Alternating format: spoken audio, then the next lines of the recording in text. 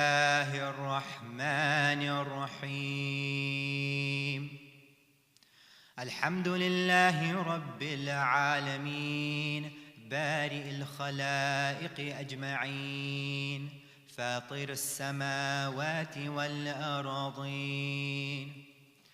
ثم الصلاة والسلام والتحية والإكرام على أشرف الأنبياء والمرسلين سيدنا ونبينا ومولانا أبي القاسم محمد صل على محمد وآل محمد وعلى أهل بيته الطيبين الطاهرين الذين أذهب الله عنهم الرجس وطهرهم تطهيرا.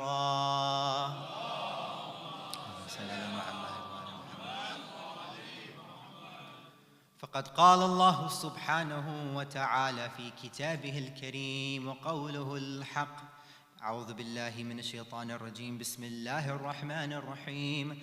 إن إبراهيم كان أمة صدق الله العلي العظيم. صلوا على محمد وعلى محمد.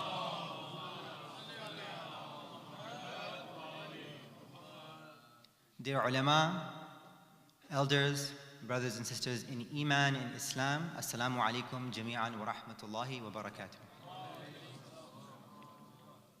It is a great honor to be amongst you, amongst the mu'mineen, on this sad occasion when we commemorate the martyrdom of Amir al-Mu'mineen alayhi salam. And I would like to first extend my condolences to all the mu'mineen and all the mu'minat, and especially the Imam of our time, Ajjalallahu ta'ala farajuhu sharif. Allahumma salli ala Muhammad wa ala Muhammad. On these commemorations, on the night of his attack and succeeding martyrdom. Amir al-Mu'mineen alayhi salam is a unique and powerful personality in the history of Islam and in the history of the world. Many people ask, why do we continue to commemorate and celebrate the happy occasions and the sad occasions, the wiladat, the shahadat of people who died 1200, 1400 years ago? That is because Amir al-Mu'mineen alayhi salam, the Imams of Ahlul Bayt, the Prophet sallallahu alaihi wa alihi, are not normal individual people, but they are unique individuals who have touched the earth and every human being on it. In our societies, we can find perhaps 4 different types of people. If we were to look around and observe their interactions in the greater society, in our own community. One person is the kind of person that society doesn't have a necessarily good or bad opinion about that person. That individual is busy with his own livelihood. No one really hates that person because he doesn't do anything to rub them the wrong way. He doesn't cause any harm to his society. Nor does anybody particularly like him because this individual doesn't go out of his way to do anything nice for somebody. He doesn't do any sort of philanthropic venture. He is simply engaged in his own daily needs, working, toiling away, doing that 9-to-5 grind, for example, and working to provide for himself and his family. This person is not progressing in any way. He's not doing anything bad, so alhamdulillah, he's not throwing himself backwards. But he's not necessarily doing anything good either. And so he's not progressing. And this is the kind of person that our 7th Imam, Imam Musa al-Kadhim alayhi salam,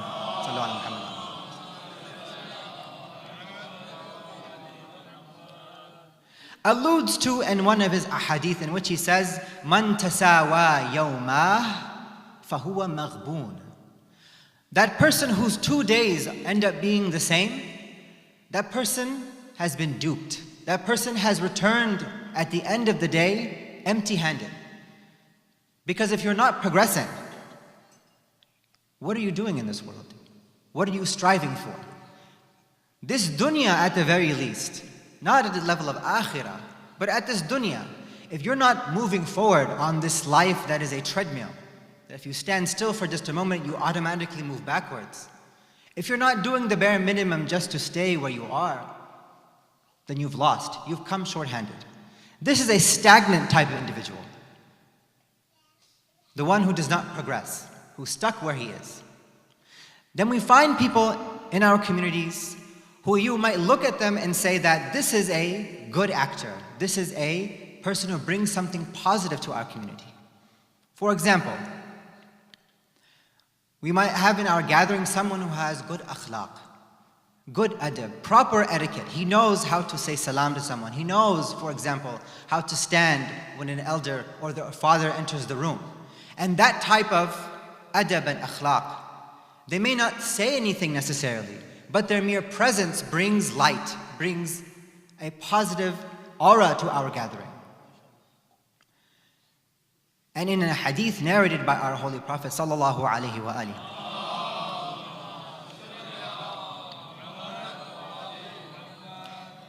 he says, "Inna ahabbakum ilayya ahsanukum akhlaqa." That the most beloved of you all to me is the one who has the best akhlaq, who is best in terms of his moral character and his etiquettes. Al-muti'una aknafa. The one who is easy to sit next to. The person you can go on a journey with. You can travel with that person. Alladhina ya'lafuna wa yu'lifun. The type of person that you like to go sit with that person. You like to familiarize yourself with him. And he likes to do the same with you. He brings people together. He doesn't cause people to have arguments and run away from each other. And in the same hadith, we have a good actor like this one. And then we have someone who is also a bad actor. That same type of person. He might be an instigator of good, but he might also be an instigator of bad. There's someone in our community, they cause problems. They create feuds between different families. They cause people within a single family to run away from each other, to hate one another over even small issues. And the Prophet ﷺ says in the same hadith, Sallu ala Muhammad wa ali Muhammad,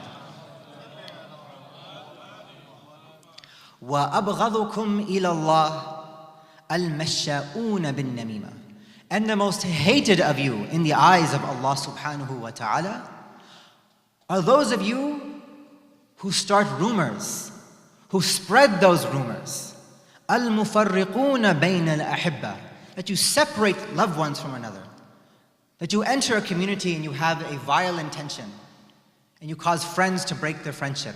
You cause mother and son, father and son to lose a relationship. Al-multamisuna lil-bara'i al-anad. The kind of person who, when he looks at someone who's innocent, a masoom individual, someone who's only trying to do good, he wishes evil for that person. He has such hasad in his heart that he wants bad to happen to others, that no other person should have that kind of good either. So we have a stagnant person, and then we have an instigator. And that instigator may be an instigator of good, and that instigator might be an instigator of evil. And the emotions and the feelings that the Prophet ﷺ has towards these people, Sallu ala Muhammad wa ali Muhammad,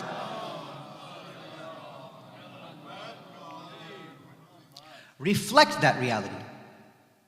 Because they're causing problems amongst their ummah, amongst their believers, amongst their beloved ones. And then we have certain people who are not just good actors in their own communities, but they are trendsetters. That they have a strong impact in a particular field, on a particular issue. For example, if you study physics, you can't help but know and learn about who Sir Isaac Newton was, or who Einstein was, for example. Because these were trendsetters, public intellectuals, who had a great impact on the field that they had specialized in, and their impact was greater than just their personal relationships. You can't study philosophy or theology and not know who Ibn Sina or Avicenna is, or who Mullah Sadra was. These are people who had a strong impact on society through a particular field of study and a particular issue.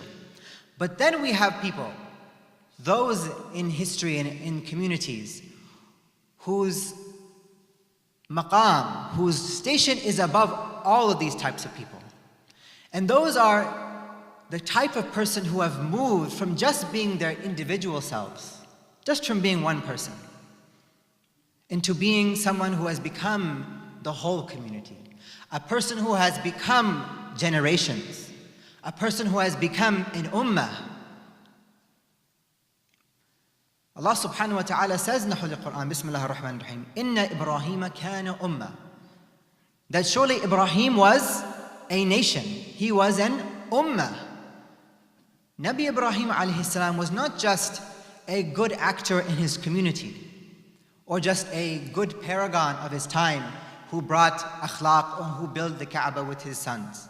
But Nabi Ibrahim became a stance, became entire generations, that we have something called Abrahamic values, an entire way of living, an entire orientation towards Allah subhanahu wa ta'ala based on the person of Nabi Ibrahim alayhi salam. He was not just some individual. And this is the type of person who goes from being an individual to becoming an ummah, that Amir al-Mu'mineen alayhi afdhalu salati wa salam, sallu ala Muhammad.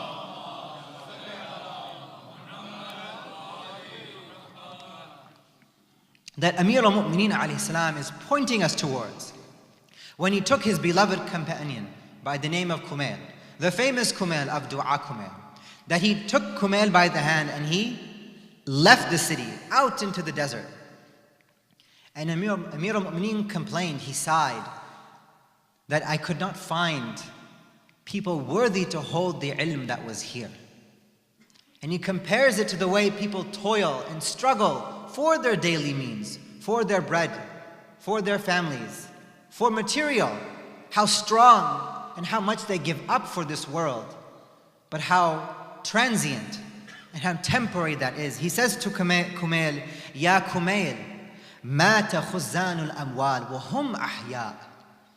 That your treasuries of wealth, money, gold, silver, they will die away. They will vanish while you still live on. You will outlive your wealth. It will disappear from you one day. It will leave your hands. وَالْعُلَمَاءُ بَاقُونَ مَا بَقِيَ الدَّهْرِ. But there are those people who are not so transient and temporal. The ulama, those who have knowledge, they are baqoon. They are the ones who will subsist and last so long as time continues. أَعْيَانُهُمْ مَفْقُودَةً. Their bodies in their physical form may no longer be here. وَأَمْثَالُهُمْ فِي الْقُلُوبِ مَوْجُودَةً. But their example and their representation in the hearts of mankind exist and live on. That these are the people who go from being just a person to you knew into someone who becomes the aspiration, who becomes the idol of the community. They become what everyone looks to and says that that is someone I want to become. That is our stance on everything. And that is because we have two types of general personalities. We have these concrete individuals. We're limited people. Most of us are limited people. We only have the ability to affect the few people around us. Our immediate family, our community members, our friends, those people we meet on a daily basis, we have some sort of interaction with them. And if you want to extend it to maybe virtual connections of the internet, so be it. But that is the extent of our ability to change things, to have an impact, to have an athar on people. But there are those who've transcended that, whose ability is past just their friends and family, past the experts of a particular field. And yet, at the end of the day, Einstein, Sir Isaac Newton, Ibn Sina, Mullah Sadra, they had an impact on a particular thing, on a very limited scale. But people who have become an ummah, like Nabi Ibrahim, have impacted the world and the universe to come forever. And of the best examples of those people who have gone from being an individual to becoming an ummah is none other than the first Imam, Wasiya Rasulullah, Amirul Mu'mineen Ali ibn Abi Talib, alayhi afdal salatu wassalam.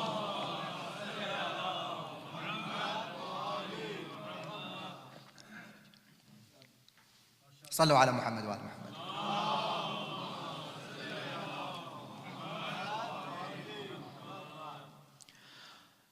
The people of adab and akhlaq look to Ali to know what akhlaq and adab is.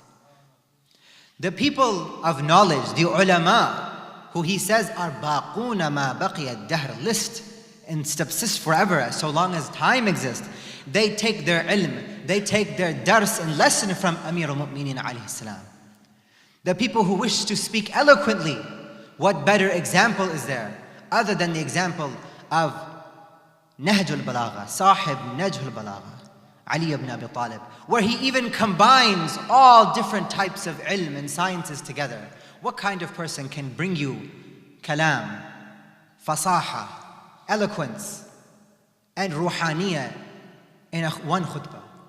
Amir al-Mu'mineen alayhi salam says, when he's talking about how do you really have ikhlas, sincerity for Allah subhanahu wa ta'ala, he says, Kamal ikhlasi lahu nafyu sifati anhu. That the epitome, the perfection of having sincerity and ikhlas for Allah is that you deny and you negate any characteristics, any sifa for Allah subhanahu wa ta'ala. Why is that? He says, لِشَهَادَةِ كُلِّ صِفَةٍ أَنَّهَا غَيْرُ الْمَوْصُوفِ وَشَهَادَةِ كُلِّ صِفَةٍ كُلِّ مَوْصُوفٍ أَنَّهُ غَيْرُ الصِّفَةِ. Because a sifa and a mawsuf are two separate things. That you have a thing that is described and you have the thing that describes it. And so by virtue of them being not one and the same, to attribute a sifa to Allah subhanahu wa ta'ala is not to do justice to what it means for Allah subhanahu wa ta'ala to be al-wahid al-ahad, as-samad. He says, فَمَنْ وَصَفَ اللَّهِ فَقَدْ قَرَنَ. That person who gives an attribute to Allah subhanahu wa ta'ala, who gives him sifa, he has paired Allah with something. He's an iqran of him. وَمَنْ قَرَنَهُ فَقَدْ ثَنَّاهُ. And when you pair Allah with something, you have made him two. وَمَنْ ثَنَّاهُ فَقَدْ جَزَّأَهُ. And when you count Allah as two, you make him divisible. You break him up into pieces. He is no longer, as philosophers say, simple, basit. He's become compound. He is made up of parts. وَمَنْ جَزَّأَهُ فَقَدْ جَهِلَ. And once you've done tajziyah, once you've broken Allah up into pieces, said He has parts, that He has this body part or that body part, then you have jahl of Allah subhanahu wa ta'ala. You have called something Allah that isn't even Allah. You attributed to Allah what is not Allah. You say this or that is Allah, while it is not Allah. And he continues and said, if you don't know who Allah is, فَمَنْ جَهِلَهُ فَقَدْ أَشَارَ إِلَيْهِ. Because the kind of person who is ignorant of Allah points at something. Allah is up, Allah is here, Allah is this thing or that.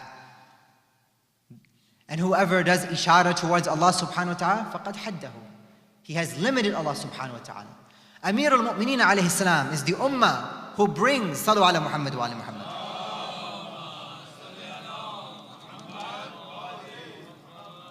Amir al-Mu'mineen alayhi afdal salatu wasalam is the type of person who brings all these things together. He brings together ilm, taqwa.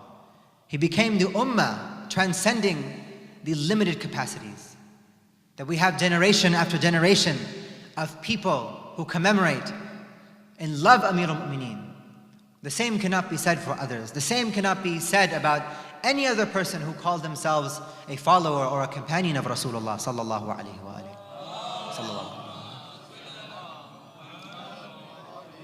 And why is that the case? Why is it that Amir al-Mu'mineen alayhi salam, Nabi Ibrahim alayhi salam, the Holy Prophet himself sallallahu alayhi became an ummah? What is the secret behind going from an individual, limited person to becoming a transcendent person on the levels and flying up towards the maqamat of Allah subhanahu wa ta'ala. These types of people, these individuals who became who became nations, have a certain pull, an attraction towards them, a charisma that is unlike that of other people. What is attraction? What is a charisma? This pull that these individuals have. In the physical plane, in the physical world, bodies have an attraction. Substances pull other substances to each other. Gravity is a force where a body pulls another body towards it. When something is pulled into the gravitational or sphere of a planet or the sun, they are pulled in towards it. Recently, if you recall, we had the first images of a black hole that were displayed in the news and all over the newspapers and internet. That we saw a body that was so dense, that had such a strong force of attraction towards it, that no particle, not even particles or rays of light, could escape. That its force of attraction is so strong, everything becomes dark. Hence why it's called a black hole. And this attraction at the physical level, on the physical plane of existence, is a law in which Allah subhanahu wa ta'ala has used to form a certain nizam, a system in the universe. He says, أعوذ بالله من الشيطان الرجيم بسم الله الرحمن الرحيم ولا الشمس ينبغي لها أن تدرك القمر ولا الليل سابق النهار وكل في فلك يسبحون. It is not for the sun to collide and meet the moon, nor is it that the day should outrun the night. And everything, all of these things, they circulate and swim in a particular orbit. That Allah subhanahu wa ta'ala has created a particular nizam through this force of attraction in the universe. Sallu ala Muhammad wa ala Muhammad.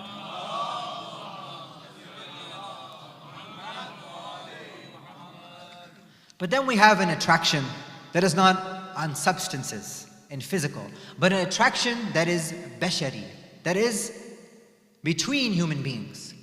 That sometimes there are individuals around us we might meet, we might see them even from far away, but we are drawn towards them. There's something about this person that makes me want to get to know them, speak to them. And there are many factors that might cause us to be attracted towards a person, pulled towards them.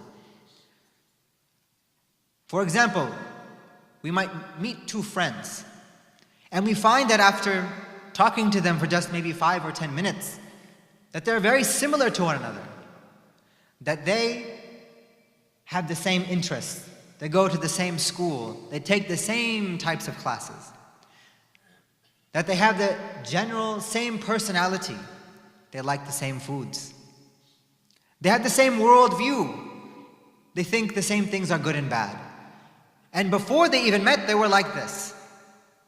Somehow, their similarity to one another has pulled them together to become friends.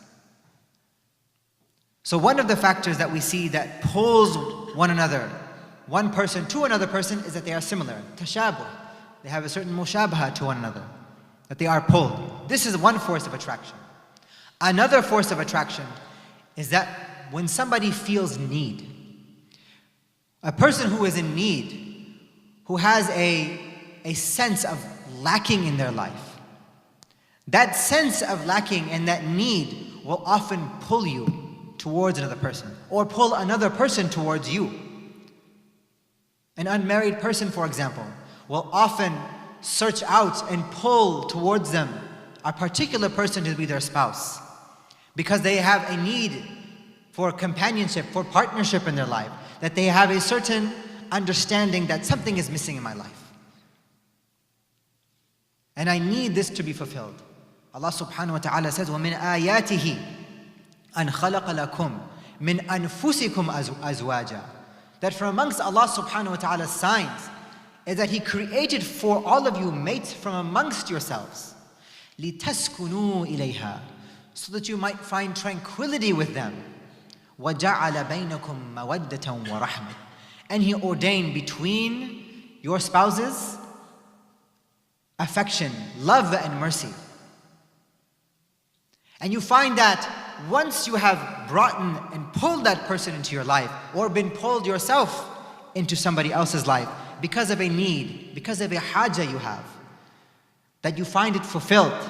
You find that once you have become married, once you have gained understanding with your spouse, that together, not as separate individuals, but as a family unit, you become stronger. Your weaknesses are covered by your spouse, and her weaknesses or his weaknesses are covered by you.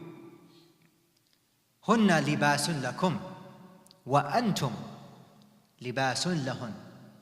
That they are garments for you. They are a clothing, a shield for you, and you are likewise a garment for them. So we have the second need, a second level of attraction because of need.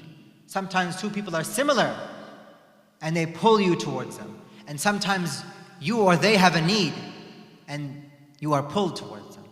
But then we have a force of attraction, a pull, that some people have, that is deeper than just you have the same interest in food, or you go to the same center, or you're from the same village, or you need to get married. But something deeper than that. Allah subhanahu wa ta'ala created the human being to have a certain type of nature, a primordial nature, a fitrah embedded deeply within their being. That this fitrah has given human beings a proclivity, a strong inclination, an ability to be pulled and to pull towards characteristics of perfection, towards kamalat. So when we see something beautiful, mashallah, the weather is changing, and once you see the snow and the ice melt, and you see the trees come back to life, you see the flowers blooming once more, there's something about this vision, the beauty of it, that you are pulled towards it.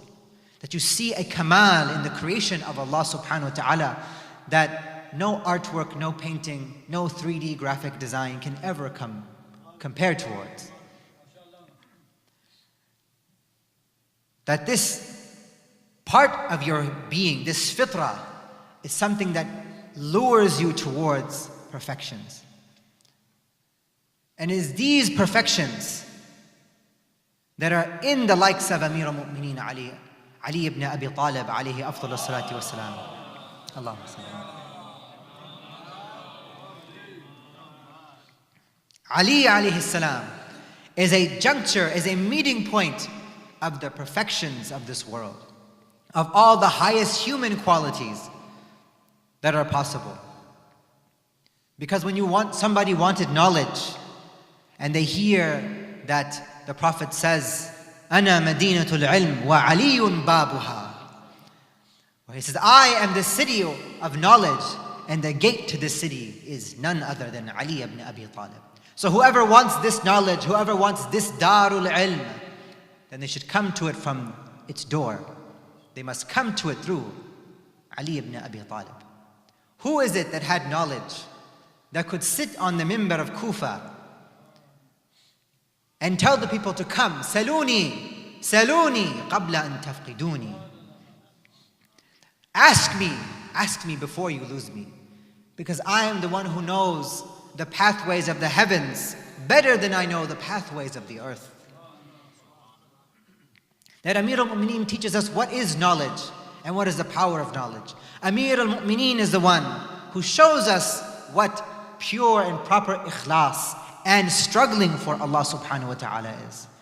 Even when he was a young man, Amir al-Mu'mineen was not just an ummah when it came to being after his lifetime after the Prophet, where he was an older man. Amir al-Mu'mineen at the Battle of Khandaq showed us what it meant to have your eyes set on the pleasure of Allah subhanahu wa ta'ala. When the mushrikeen had come, and their fiercest of warriors on his steed by the name of Amr bin Abdi Wud jumped the trench and entered the battlefield on the side of the Muslimin, he issued a challenge of mubaraza, a one-on-one fight between himself and whoever was courageous enough to face him. And he called out, who will face me? Who has the audacity and courage to face Amr bin Abdi Wud? And so Rasulullah sallallahu alaihi wa alihi,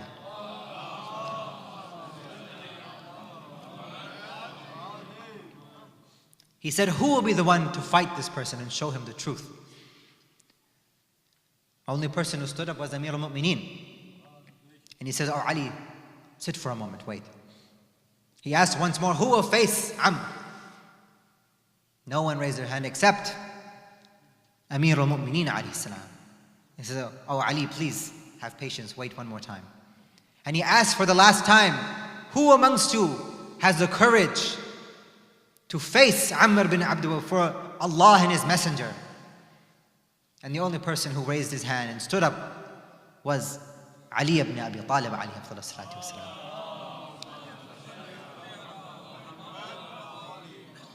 No fear for anybody but Allah subhanahu wa ta'ala. Amir al-Mu'mineen shows us that it's okay to face any danger as long as you have the proper niyyah. When he went and challenged Amr and they began their battle, he was a young man. Originally, Amr did not want to even fight him. He said that, your father was a friend of mine. I don't want to have to harm you. And Amir al-Mu'mineen said that you have three choices. Either you accept Islam, which he rejected, that you turn around and take your army back to Mecca. And Amr once again rejected. How could I go back? The women and the poets will just remember me forever as a coward now, no longer as the war hero, Amr bin Abdi Wud. You see where his niyyah was about, I want to have shuhra, I want to be famous, I want to be known as something. When you see Ali ibn Abi Talib wanted nothing other than the pleasure of Allah. And the last option was to fight, and they began battle. And when it came for him to finish Amr bin Abdi Wud after he knocked him down from his horse, what did Amr do? Amr spat in the face of Amir al-Mu'mineen. And Amir al-Mu'mineen stopped.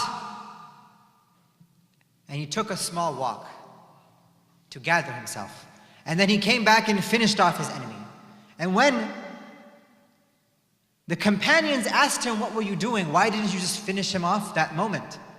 He said that at that moment when he spat in my face, and if I had to finish him off, and if I had attacked him right then and there, I would not have done it for Allah. I would have done it for my own self, because he insulted me. But it doesn't matter if he insulted me. What matters was, did he insult Islam? Did he challenge Allah and His Messenger? And I wanted to finish him for none other than Allah and His Messenger. That is why the Prophet said that this strike of the sword of Amir al-Mu'mineen is worth more than the ibadah of al-jinni wal-ins. Sallu ala Muhammad wa ali Muhammad.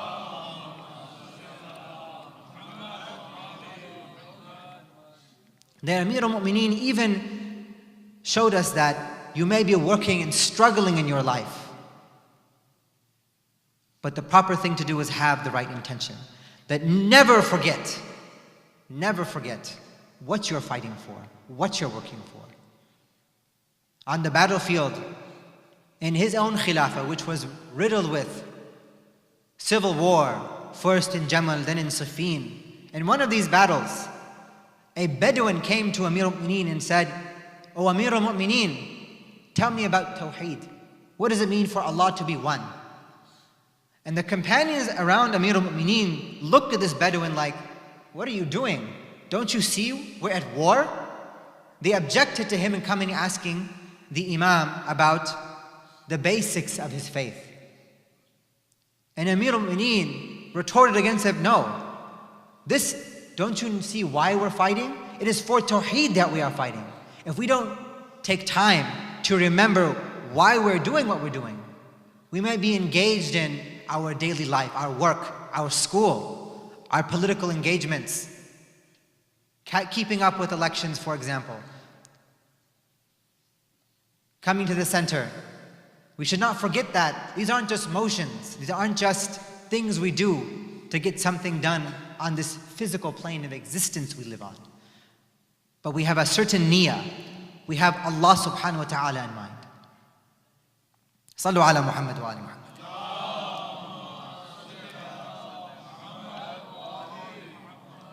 And so Amir al-Mu'mineen alayhi salam is a person who became an ummah because he is all of the kamalat al-insaniyah gathered into one human being.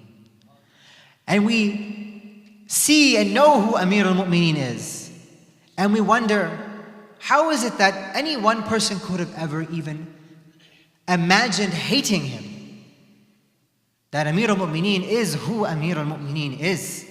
He is all these kamalat. How can someone even know a little bit about him and hate him? How can they have bughd for him? How are these people who knew and met Amir al-Mu'mineen face to face, how could they look at Amir al-Mu'mineen with nothing other than aspiration, adoring him and love for him like we do? How were they not pulled by the charisma of Amir al-Mu'mineen like we were? And in reality, the people who say and have acted in hate against Amir al-Mu'mineen, they too love Amir al-Mu'mineen. They too have been pulled towards Amir al-Mu'mineen. Now we might ask, how can you love and hate one thing, a single person, at the same time? Did not Allah subhanahu wa ta'ala say that I have not made in the chest of man two hearts? How do we love and hate a single thing? We don't need to look far. We can see in our own lives, for example, when we come across a sin to commit, or we've already committed, or in the act of committing that sin, that immoral, ethical act, that you want to eat haram food, that you want to listen to, for example, haram music, or you wanted to say something in reply to that elder because they really rubbed you the wrong way, and you just want to tell them off. That food, that music, that sound, that relief of sticking it to someone's face, that we get a certain pleasure from it, a certain sigh of relief, a certain coolness comes to our heart from it. But at the same time, if we were to take a step back from ourselves in that moment and search the recesses of our being, we would hate that action. We would be repulsed by what we just did. That we know that I should not have eaten that. I should not have said that to that person. I should not have raised my voice to my parents. I should not have listened to what I listened to. And then you see that your shahwa, your lower and baser desires have pulled you to love something that your fitrah has pushed away from you, that your fitrah has a repulsion from. And so, for a single thing, you have a hubb shahawi, a love that is from your shahwa for it. But then you have a bughd and a hatred for that same thing that is from your fitrah. And so, Amir al-Mu'mineen alayhi salam, even his enemies, even those who have fought Amir al-Mu'mineen, people who stood on the pulpits of Jumu'ah, sometimes on Wednesdays, they had Salatul Jumu'ah, and they would curse Amir al-Mu'mineen, al-'ayadhu billah. They would kill those who had the name of Ali, Hassan, and Hussein. We find those people who hate and fought and led war against Amir al-Mu'mineen, they too love and admire Amir al-Mu'mineen. That they had a hatred and an enmity of their shahwa. Because Amir al-Mu'mineen was the person who did not work for his own accord. He did not give special favors to people. He worked against their worldly interests, their greed, and their desire for power and wealth.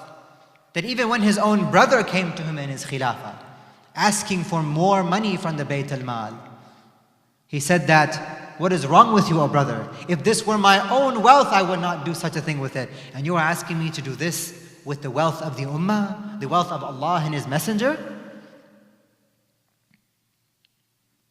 But everybody, because Allah subhanahu wa ta'ala has created them with a fitrah, a pull towards perfection, a pull towards anybody who is alawi, they too can't help but love and admire Amir al-Mu'mineen alayhi salam.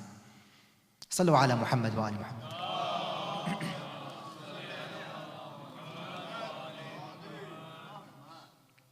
That after the martyrdom of Amir al-Mu'mineen, when Muawiyah and his soldiers were renegading throughout the ummah, causing havoc to the love and supporters of Ahlul Bayt. One of the soldiers and companions of Amir al-Mu'mineen was captured by the name of Dirar bin Dhamra. And the soldiers brought him to Muawiyah. And Muawiyah looked at him and he said that, "Oh Dirar, are you a companion of Amir al-Mu'mineen, of Ali ibn Abi Talib?" Of course, he didn't call him Amir al-Mu'mineen. "Are you a companion of Ali?" And Dirar said, "Alhamdulillah, and I thank Allah subhanahu wa ta'ala that He made me a companion of Ali." And Muawiyah says, "Ya Dirar, sifli Aliya."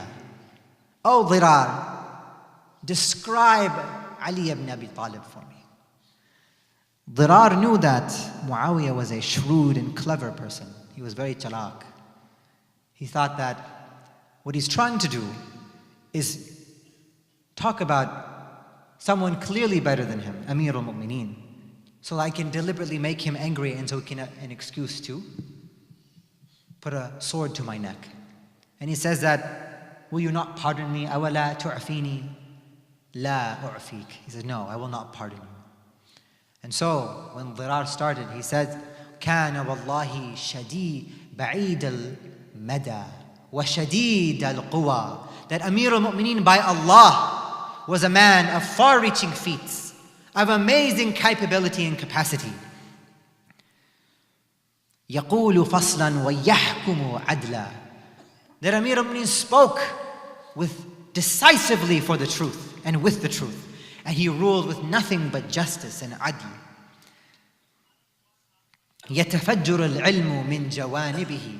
That knowledge, ilm, gushed forth from him like a spring. وَتَنْتِقُ الْحِكْمَةِ مِنْ لِسَانِهِ. And that hikmah spoke by the tongue of Ali. كَانَ فِينَا كَأَحَدِنَا. That when Amir al-Mu'mineen was with us, his companions, his soldiers, it was like he was one of us. يُدْنِينَا إِذَا أَتَيْنَا. He would come and lower himself to our level when we came to him. وَيُجِيبُنَا إِذَا سَأَلْنَا. And he was always there to give whenever we asked or needed anything from him. But even in his presence, when he brought himself close, because of his haybah, because of his awe of his presence, we did not have the courage to speak in front of him. We did not have the courage to even look up at Ali ibn Abi Talib. فَإِن تَبَسَّمَا فَعَمْ مِثْلِ اللُّؤْلُؤِ الْمَنْظُومِ. And whenever Amir al-Mu'mineen would smile, it was nothing short of an arrangement of pearls. See the love of one simple man for his Imam. أَشْهَدُ بِاللَّهِ لَقَدْ رَأَيْتُهُ فِي بَعْضِ مَوَاقِفِهِ. That I swear by Allah, that I saw Amir al-Mu'mineen when he was in ibadah, when he would lower himself in his mihrab, come to his musalla, and he would grab his beard, and he would sway, whispering to Allah, his beard soaked with his tears, Ya Allah, Ya Allah. And كَأَنِّي الْآنَ أَسْمَعُهُ وَهُوَ يَقُولُ. And it as if right now I hear and I see Amir al-Mu'mineen sitting in the ibadah and worship of Allah, speaking, Ya dunya, abi ta'arradti am ilayya tashawwaqti. Oh dunya, it is I you try to tempt? Hayhat, be gone from me dunya. Ghurri ghayri, try to tempt other than me. قد أبنتك ثلاثة لا رجعت علي فيها. I have divorced you 3 times to never take you back. آهن من قلة الزاد. What little we have prepared for the akhirah. What small provisions we have brought with us to Allah on the day of judgment for our hisab.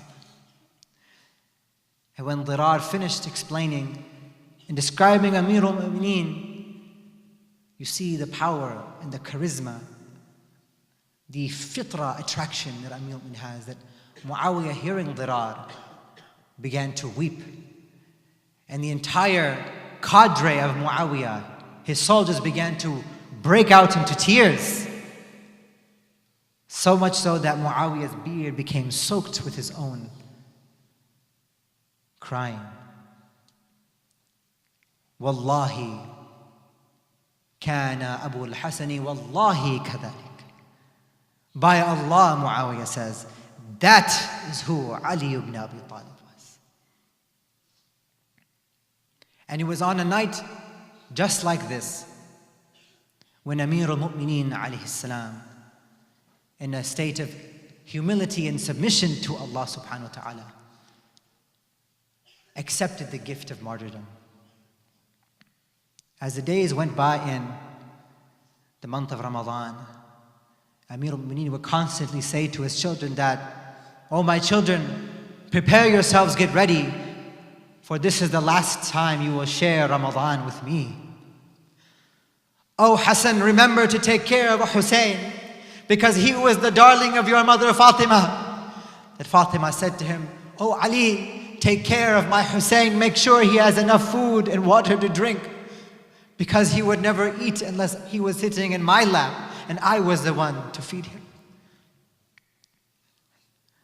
Amir al-Mu'mineen finished his Salat al-Maghrib and came tonight to the house of his daughter Kulthum. When Kulthum presented to him his iftar, she gave him a little bit of bread, some soured milk and some salt. And Amir al-Mu'mineen looks to his daughter and said, "Oh my daughter, oh Kulthum, since when have I eaten so much at iftar?" That Amir al-Mu'mineen was the person who ate very little. His bread was always small, stiff and dry. "When have you known me to eat 2 side dishes with bread?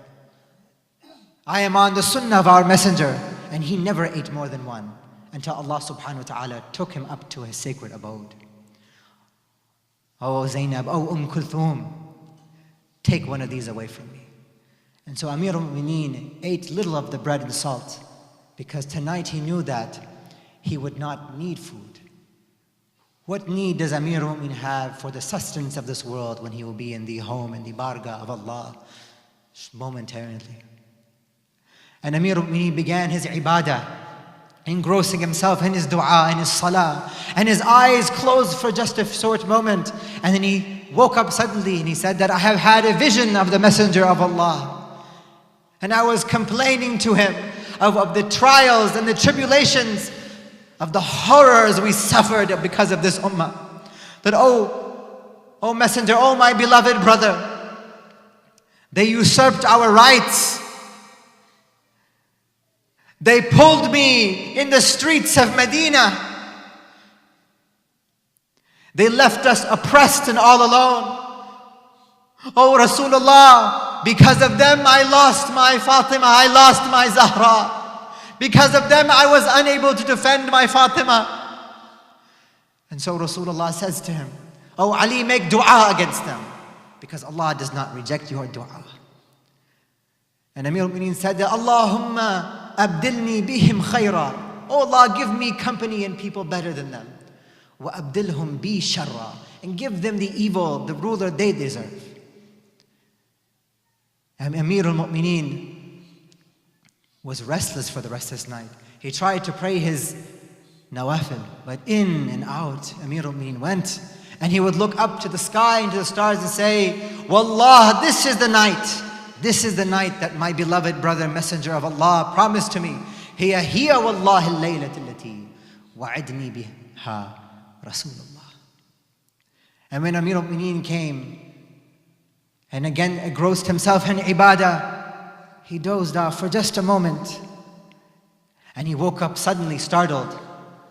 And his daughters came to him and said, "Oh my father, what is wrong? What have you seen?" He said, "I have had a dream once more of the Messenger of Allah. But this time the Messenger of Allah was calling towards me. Ya Abul Hasan, innaka qadimun ilayna an qareeb." "Oh Ali, oh my brother, you are soon coming to join me. Hurry towards me. يجيئك أشقاها يخضب شيبتك بدم رأسك." "Oh Ali, the most evil and vile of creation will be coming to you now, to dye your white, aged beard with the blood of your head." "Oh Ali, Ana wallahi mushtaqun ilayk. Oh Ali, I am eagerly awaiting for you. I am eagerly waiting you. Come join us where the reward is everlasting, unlike the temperance of this dunya. Amir al-Mu'mineen told his daughter this dream, and everybody broke out into tears. How could we lose our father? That they all knew that this is the last time they will see Amir al-Mu'mineen in their homes like this. The last moments they will have with their father might be just now. And so Amir al-Mu'mineen, as the time for adhan of Fajr came, he renewed his wudu. And Kulthum looks at her father and says that, oh my father, do you need to go? Please, what is it like to see a daughter see her father walking towards his death, walking towards sacrifice? It wasn't just that the likes of Lady Kulthum, but when Amir al-Mu'mineen exited and came towards the courtyard, there were geese that were gifted to the family of the Prophet. And these geese flapped their wings and they cried and they yelled in the face of Amir al-Mu'mineen like they never did before. And Amir al-Mu'mineen said, La ilaha illallah, la ilaha illallah, sawa'ih tatba'uha an-nawaha. That these are the cries of those who love, and soon they will be followed by the noha of these animals. That the entire kainat, the entire world was trying to say, Ya Ali, don't leave. Oh Amir al-Mu'mineen, pray your salah at home today. The door came and held Amir al-Mu'mineen. They didn't want him to go. But Amir al-Mu'mineen tugged himself free and he went towards the masjid. And when he entered the masjid, he prayed his 2 rak'ah. And he gave the adhan for perhaps the last time. Went to the mihrab, Allahu Akbar, Allahu Akbar. And Amir al-Mu'mineen, it was his habit to come to the masjid. And he would see the sleeping people, the travelers, the wayfarers. As-salah, as-salah, yarhamukallah. He would wake up all these people, Inna as-salah, tanha al-fahsha'i wal-munkar. And he came upon one person who was sleeping with his face down in the masjid. And he said, Ya hadha, qum min nawmik. Oh, you, get up from this sleep of yours. For this man had a reason to sleep like this, the sleep of shaitan. For he had held and concealed a poisoned sword on his belly. And to hide it, he slept on his stomach. Inna hadha nawmun, nawmatan yamqatuha Allah. This is a sleep that Allah hates. And it must have been a moment where Amir al-Mu'mineen locked eyes with Ibn Muljam when he had awakened him from his slumber. Not to be, there must have been a fear and a haiba that was struck into Ibn Muljam. What kind of vile and evil person, seeing Amir al-Mu'mineen, whose shahwa was so strong, to go on to do what he did. And so Amir al-Mu'mineen came towards the mihrab. The iqamah was given. The prayer had begun. He gave the takbir, Allahu Akbar. And the people became to join Amir al-Mu'mineen, join the jama'ah. And Ibn Muljam came forward. And he stood himself up behind Amir al-Mu'mineen. And he waited. And Amir al-Mu'mineen continued his long ruku' and his long sujood. Subhanallah, Subhanallah. And when Amir al-Mu'mineen came to his sajda, his second sajda, Subhana Rabbiyal A'la wa bihamdi. Ibn Muljam stepped forward. He drew the sword from his stomach and he raised it up high. And he swung his sword down onto the head of Amir al-Mu'mineen. Bismillah wa billah wa ala millati Rasulillah. And the blood of Amir al-Mu'mineen from his head came to his beard. Fuztu wa Rabbil Kaaba. Wa aliya, wa imama, wa mazluma. Imam Hassan came forward and he continued the prayer of his father, where he continued it with ishara, wiping the blood from his face. And when the prayer concluded, there was no time. The people stormed in and came towards Amir al-Mu'mineen, and he was covered with his blood streaming down his face onto his beard. The prophecy of Rasulullah was fulfilled. And there came a call from the sky, the nida, the nawha of Jibreel. Tahaddamat wallah arkanul huda. Tahaddamat wallah arkanul huda. Qutila ibn Amm al-Mustafa. The brother of the Prophet has been killed. وعليا ومظلوما. إنا لله وإنا إليه راجعون. وسيعلم الذين ظلموا أي منقلب ينقلبون. ما تبحث.